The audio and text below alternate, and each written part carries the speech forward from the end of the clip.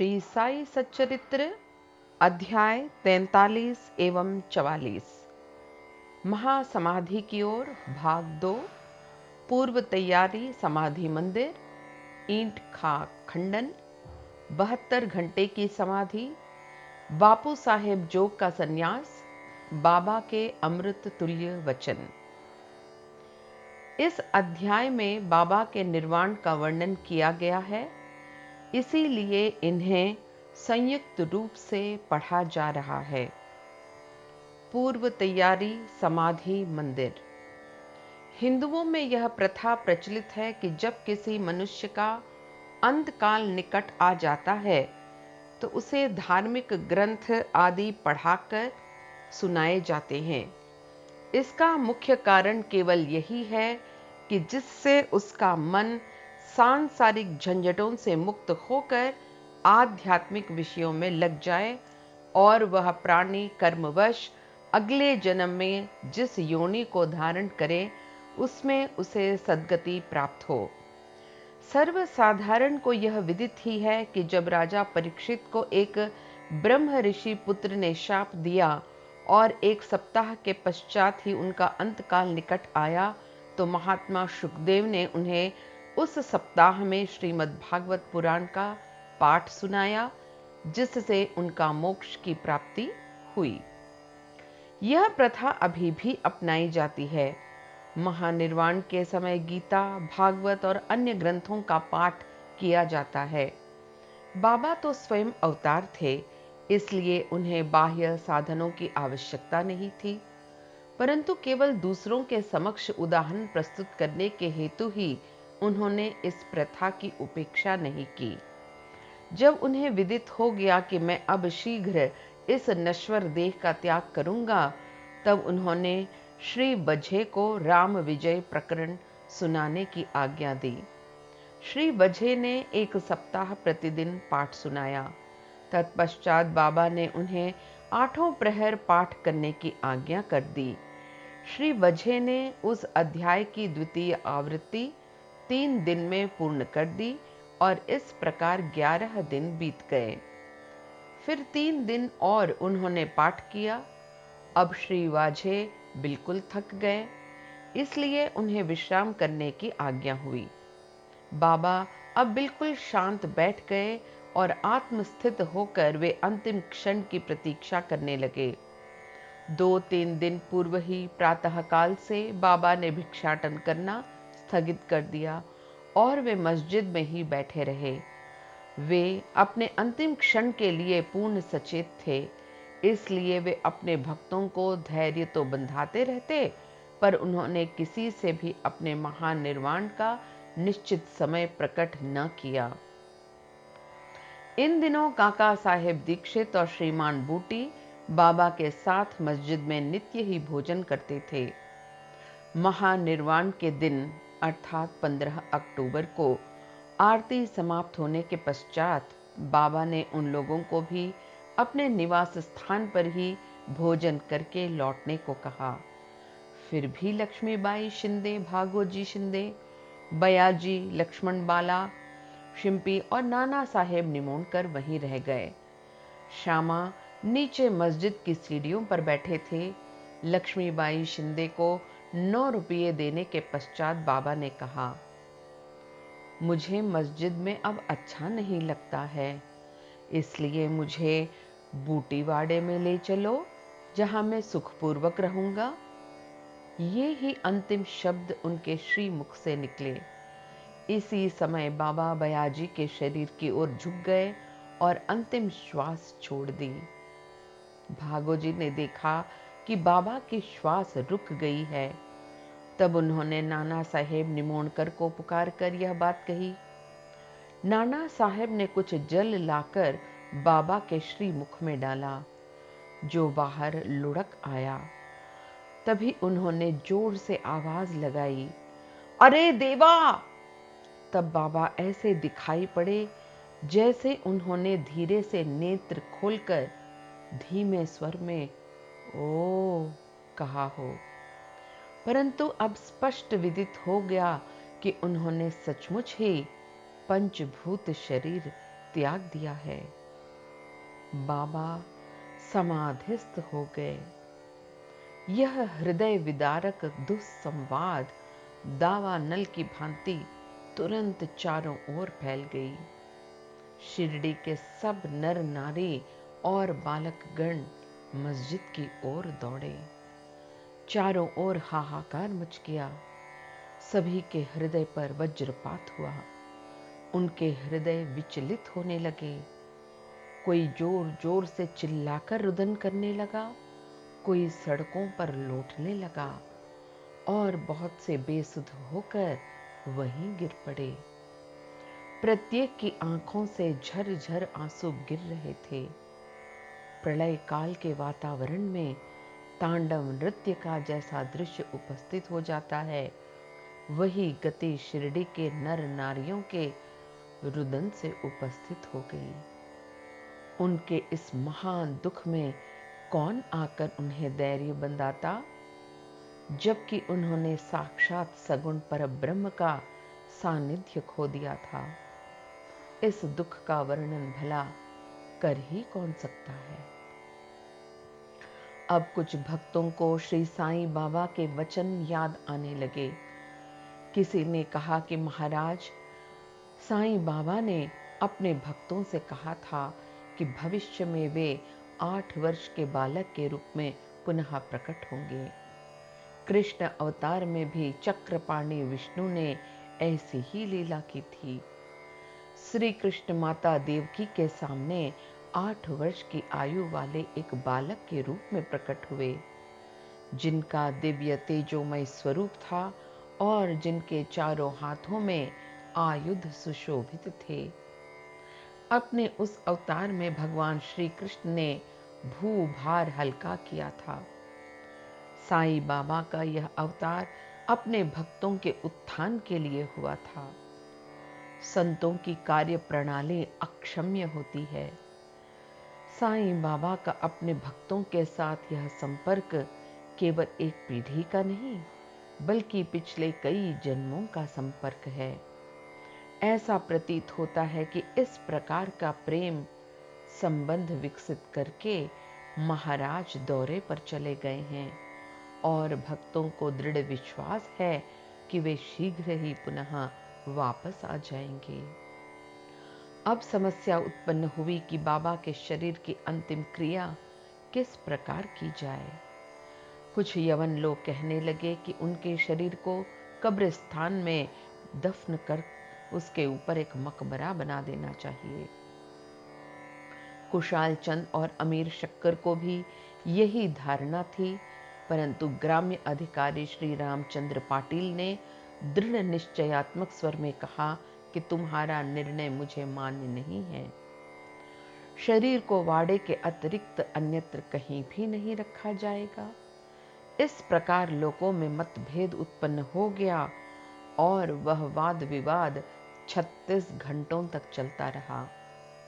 बुधवार के दिन प्रातःकाल बाबा ने लक्ष्मण मामा जोशी को स्वप्न दिया और उन्हें अपने हाथ से खींचते हुए कहा, शीघ्र उठो, बापू साहेब समझता है कि मैं मृत हूं, इसलिए वह तो आएगा नहीं।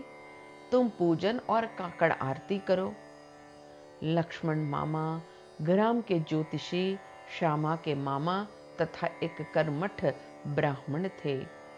वे नित्य प्रातःकाल बाबा का पूजन किया करते, तत्पश्चात ही ग्राम देवियों और देवताओं का।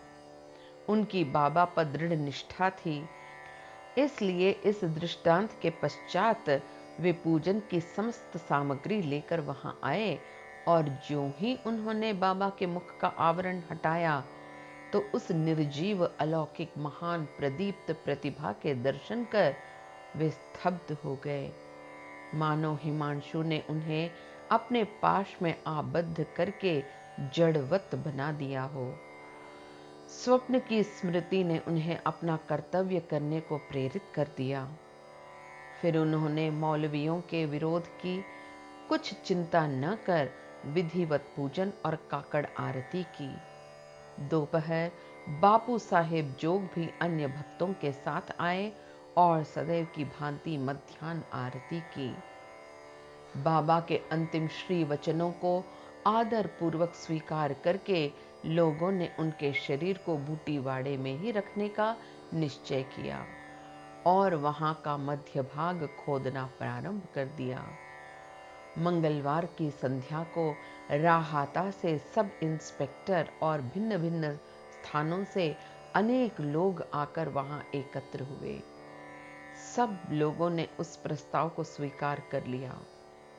दूसरे दिन प्रातःकाल बंबई से अमीर भाई और कोपरगांव से मामलेदार भी वहां आ पहुंचे। उन्होंने देखा कि लोग अभी भी एकमत नहीं हैं। तब उन्होंने मतदान करवाया और पाया कि अधिकांश लोगों का बहुमत वाड़े के पक्ष में ही है। फिर भी वे इस विषय में कलेक्टर की स्वीकृति अति आवश्यक समझते थे। तब काका साहेब स्वयं अहमदनगर जाने को उद्यत हो गए, परंतु बाबा की प्रेरणा से विपक्षियों ने भी प्रस्ताव सहर्ष स्वीकार कर लिया और उन सब ने मिलकर अपना मत भी वाड़े के ही पक्ष में दिया। अतः बुधवार की संध्या को बाबा का पवित्र शरीर बड़ी धूमधाम और समारोह के साथ वाड़े में लाया गया और विधि पूर्वक उस स्थान पर समाधि बना दी गई जहां मुरलीधर की मूर्ति स्थापित होने की थी। सच तो यह है कि बाबा मुरलीधर बन गए और वाड़ा समाधि मंदिर एवं भक्तों का एक पवित्र देवस्थान जहां अनेकों भक्त आया जाया करते और अभी भी नित्य प्रति वहां आकर सुख और शांति प्राप्त करते हैं। बाला साहेब भाटे और बाबा के अनन्य भक्त श्री उपासनी ने बाबा की विधिवत अंतिम क्रिया की।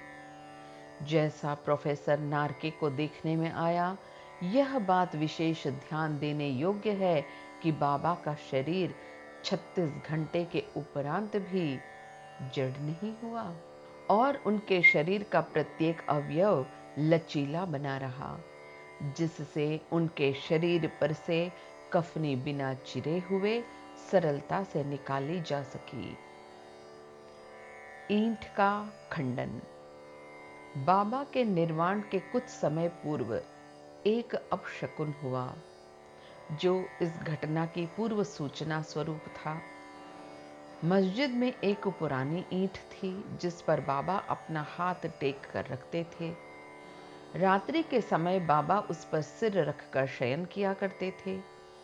यह अनेक वर्षों तक चला। एक दिन बाबा की अनुपस्थिति में एक बालक ने मस्जिद में झाड़ू लगाते समय वह ईंट अपने हाथ में उठाई। दुर्भाग्यवश वह ईंट उनके हाथ से गिर पड़ी और उसके 2 टुकड़े हो गए। जब बाबा को इस बात की सूचना मिली तो उन्हें उसका बड़ा दुख हुआ और वे कहने लगे कि यह ईंट नहीं फूटी है, मेरा भाग्य ही फूटकर छिन्न भिन्न हो गया है। यह तो मेरी जीवन संगनी थी और इसको अपने पास रखकर मैं आत्मचिंतन किया करता था। यह मुझे अपने प्राणों के समान प्रिय थी और उसने आज मेरा साथ छोड़ दिया है। कुछ लोग यहाँ शंका कर सकते हैं कि बाबा को ईंट जैसी एक तुच्छ वस्तु के लिए इतना शोक क्यों करना चाहिए। इसका उत्तर हेमाड़ पंत इस प्रकार देते हैं कि संत जगत के उद्धार तथा दीन और अनाश्रितों के कल्याणार्थ ही अवतीर्ण होते हैं। जब वे नर देह धारण करते हैं और जन संपर्क में आते हैं तो वे इसी प्रकार आचरण किया करते हैं, अर्थात बाह्य रूप से वे अन्य लोगों के समान ही हंसते खेलते और रोते हैं, परंतु आंतरिक रूप से वे अपने अवतार कार्य और उसके ध्येय के लिए सदैव सजग रहते हैं। 72 घंटे की समाधि। इसके 32 वर्ष पूर्व भी बाबा ने अपनी जीवन रेखा पार करने का एक प्रयास किया था। 1876 में मार्गशीर्ष पूर्णिमा के दिन बाबा को दमा से अधिक पीड़ा हुई और इस व्याधि से छुटकारा पाने के लिए उन्होंने अपने प्राण ब्रह्मांड में चढ़ाकर समाधि लगाने का विचार किया। अतः उन्होंने भगत मालसापति से कहा कि तुम मेरे शरीर की 3 दिन तक रक्षा करना, और यदि मैं वापस लौट आया तो ठीक है, नहीं तो उस स्थान पर मेरी समाधि बना देना और 2 ध्वजाएं चिन्ह स्वरूप फहरा देना। ऐसा कहकर बाबा रात में लगभग 10 बजे पृथ्वी पर लेट गए। उनका श्वासोच्छ्वास बंद हो गया और ऐसा दिखाई देने लगा कि जैसे उनके शरीर में प्राण ही न हो। सभी लोग, जिनमें ग्रामवासी भी थे, वहां एकत्रित हुए और शरीर परीक्षण के पश्चात शरीर का उनके द्वारा बताए हुए स्थान पर समाधिस्थ कर देने का विचार करने लगे। परंतु भगत मालसापति ने उन्हें ऐसा करने से रोका और उनके शरीर को अपनी गोद में रखकर वे 3 दिन तक उसकी रक्षा करते रहे। 3 दिन व्यतीत होने पर रात को लगभग 3 बजे प्राण लौटने के चिन्ह दिखलाई पड़ने लगे। श्वास उच्छ्वास पुनः चालू हो गया और उनके अंग प्रत्यंग हिलने डुलने लगे। उन्होंने नेत्र खोल दिए और करवट लेते हुए पुनः चेतना में आ गए। इस प्रसंग तथा अन्य प्रसंगों पर दृष्टिपात कर अब हम यह श्रोताओं पर छोड़ते हैं कि वे ही इसका निश्चय करें कि क्या बाबा अन्य लोगों की भांति ही 3.5 हाथ लंबे एक देहधारी मानव थे, जिस देह को उन्होंने कुछ वर्षों तक धारण करने के पश्चात छोड़ दिया, या वे स्वयं आत्मज्योति स्वरूप थे। 5 महाभूतों से शरीर निर्मित होने के कारण उसका नाश और अंत तो सुनिश्चित है, परंतु जो सद्वस्तु अर्थात आत्मा अंतःकरण में है, वही यथार्थ में सत्य है। उसका न रूप है, न अंत है और न नाश। यही शुद्ध चैतन्य घन या ब्रह्म इंद्रियों और मन पर शासन और नियंत्रण रखने वाला जो तत्व है, वही साई है, जो संसार के समस्त प्राणियों में विद्यमान है और जो सर्वव्यापी है। अपना अवतार कार्य करने के लिए ही उन्होंने देह धारण किया था और वह कार्य पूर्ण होने पर उन्होंने उसे त्याग कर पुनः अपना शाश्वत और अनंत स्वरूप धारण कर लिया। श्री दत्तात्रेय के पूर्ण अवतार गाणगापुर के श्री नरसिंह सरस्वती के समान श्री साईं भी सदैव वर्तमान हैं। उनका निर्वाण तो एक औपचारिक बात है। वे जड़ और चेतन सभी पदार्थों में व्याप्त हैं तथा सर्वभूतों के अंतःकरण के संचालक और नियंत्रण करता हैं। इसका अभी भी अनुभव किया जा सकता है और अनेकों के अनुभव में आ भी चुका है, जो अनन्य भाव से उनके शरणागत हो चुके हैं और जो पूर्ण अंतःकरण से उनके उपासक हैं। यद्यपि बाबा का स्वरूप अब देखने को नहीं मिल सकता, फिर भी यदि हम शिरडी जाएं तो हमें वहां उनका जीवित सदृश चित्र मस्जिद अर्थात द्वारका माई को शोभायमान करते हुए अब भी देखने में आएगा। यह चित्र बाबा के एक प्रसिद्ध भक्त कलाकार श्री श्यामराव जयकर ने बनाया था। एक कल्पनाशील और भक्त दर्शक को यह चित्र अभी भी बाबा के साक्षात दर्शन के समान ही संतोष और सुख पहुंचाता है। अब बाबा देह में स्थित नहीं हैं, परंतु वे सर्वभूतों में व्याप्त हैं और भक्तों का कल्याण पूर्ववत ही किया करते हैं, करते रहेंगे, जैसा कि वे सदेह रहकर किया करते थे। बाबा अमर हैं, चाहे वे नर देह धारण कर लें, जो कि एक आवरण मात्र है, परंतु वे तो स्वयं भगवान श्री हरि हैं, जो समय समय पर भूतल पर अवतीर्ण होते हैं। बापू साहेब जोग का सन्यास। जोग के सन्यास की चर्चा कर हेमाडपंत यह अध्याय समाप्त करते हैं। श्री सखाराम हरि उर्फ बापू साहेब जोग पुणे के प्रसिद्ध वारकारी विष्णु बुआ जोग के काका थे। वे लोक निर्माण विभाग अर्थात PWD में पर्यवेक्षक थे। सेवानिवृत्ति के पश्चात वे सपत्नीक शिरडी में आकर रहने लगे। उनके कोई संतान न थी। पति और पत्नी दोनों की ही साई चरणों में अटल श्रद्धा थी। वे दोनों उनकी पूजा और सेवा करने में ही अपने दिन व्यतीत किया करते थे। मेघा की मृत्यु के पश्चात बापू साहेब जोग ने बाबा की महासमाधि पर्यंत मस्जिद और चावड़ी में आरती की। उनको साठेवाड़ा में श्री ज्ञानेश्वर और श्री एकनाथी भागवत का वाचन तथा उसका भावार्थ श्रोताओं को समझाने का कार्य भी दिया गया था।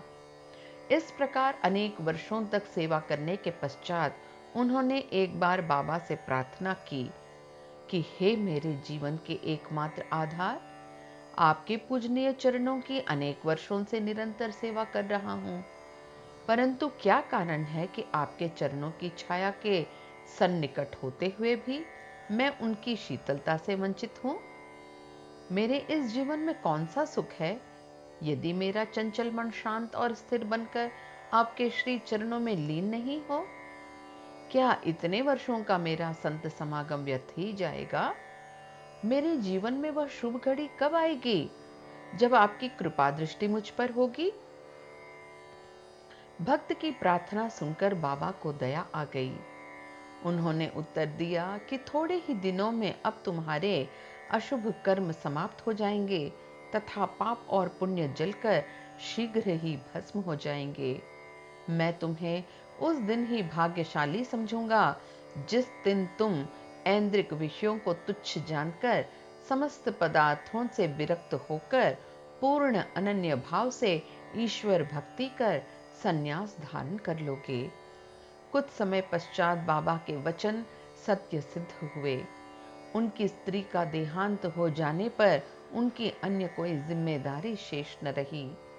वे अब स्वतंत्र हो गए और उन्होंने अपनी मृत्यु के पूर्व संन्यास धारण कर अपने जीवन का लक्ष्य प्राप्त कर लिया। बाबा के अमृत तुल्य वचन। दयानिधि कृपालु श्री साई समर्थ ने द्वारका माई में अनेक बार निम्नलिखित अमृत वचन कहे थे। जो मुझे अत्यधिक प्रेम करता है वह सदैव मेरा दर्शन पाता है। उसके लिए मेरे बिना सारा संसार ही सूना है। वह केवल मेरा ही लीला गान करता है। वह सतत मेरा ही ध्यान करता है और सदैव मेरा ही नाम जपता है। जो पूर्ण रूप से मेरी शरण में आ जाता है और सदा मेरा ही स्मरण करता है, अपने ऊपर उसका यह ऋण मैं उसे मुक्ति प्रदान करके चुका दूंगा। जो मेरा ही चिंतन करता है और मेरा प्रेम का ही भूखा प्यासा है और जो पहले मुझे अर्पित किए बिना कुछ भी नहीं खाता, मैं उसके अधीन हूँ।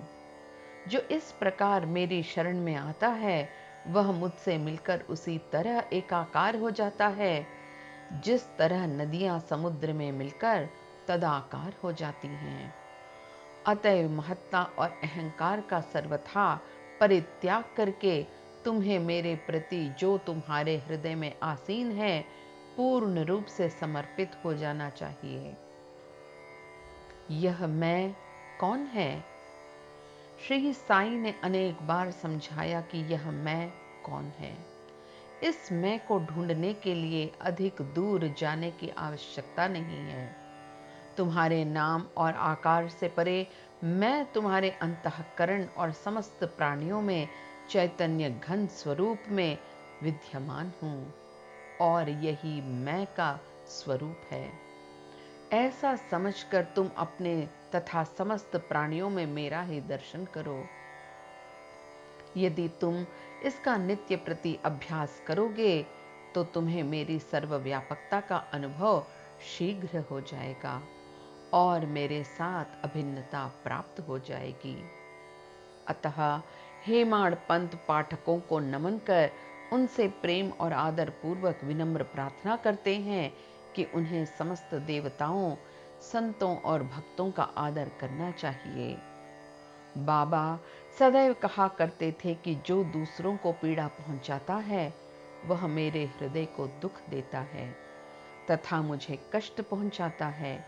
इसके विपरीत जो स्वयं कष्ट सहन करता है वह मुझे अधिक प्रिय है। बाबा समस्त प्राणियों में विद्यमान हैं और उनकी हर प्रकार से रक्षा करते हैं। समस्त जीवों से प्रेम करो, यही उनकी आंतरिक इच्छा है। इस प्रकार का विशुद्ध अमृतमय स्रोत उनके श्रीमुख से सदैव झरता रहता है।